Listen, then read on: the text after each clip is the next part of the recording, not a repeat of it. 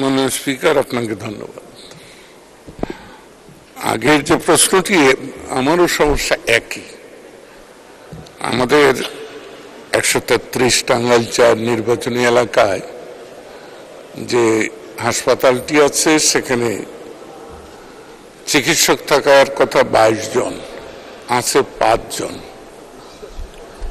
এই সমস্যার সমাধানে মাননীয় স্বাস্থ্যমন্ত্রী কি ব্যবস্থা নেবেন, আমার প্রশ্ন সেটি। মাননীয় স্পিকার, আপনাকে ধন্যবাদ। ধন্যবাদ মাননীয় সদস্য। মাননীয় মন্ত্রী। ধন্যবাদ মাননীয় স্পিকার। এই সমস্যা সারা বাংলাদেশ জুড়েই, ডাক্তারের স্বল্পতা।